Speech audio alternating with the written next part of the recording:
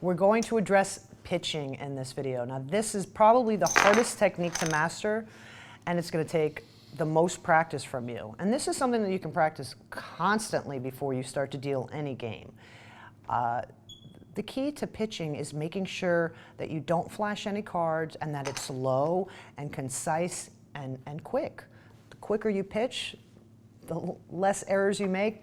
Once again, the more money you're going to make and the better you're going to look. So when I'd be much happier.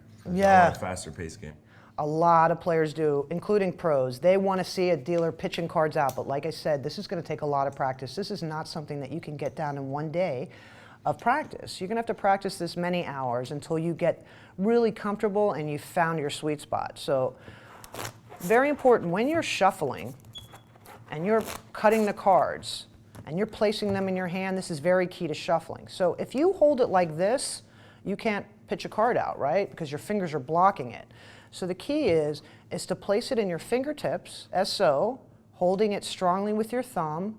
Put your forefinger in front on an angle and keep these fingers. I constantly tell my students, lower your fingers, lower your fingers. Why?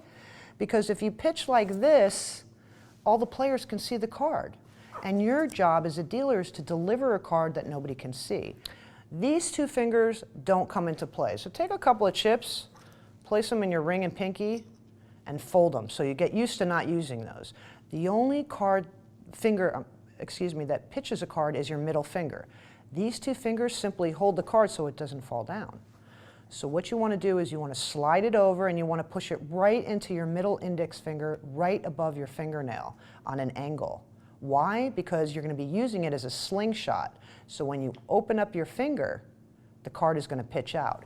If you are pitching like this, your arm is going to be tired and you're more prone to injury because your wrist is not built to be doing this for hours at a time, but your finger you can do for 100 hours without any injury. This is the correct way to pitch.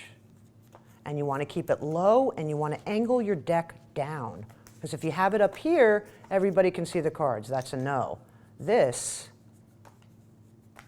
Watch this video over and over, study what I'm doing with my hands, and practice. And it's just a nice toss because you don't want to add any pressure to the card because that's what's going to happen. So if you get a lot of cards like that, it means you're holding it too tight.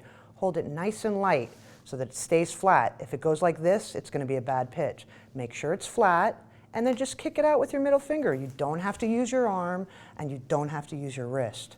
You keep your wrist straight and you just keep on pitching that deck until you feel comfortable. When you start to feel comfortable with your pitch, now you can start putting chips around the table to pitch too. So seat 1 is like a light toss.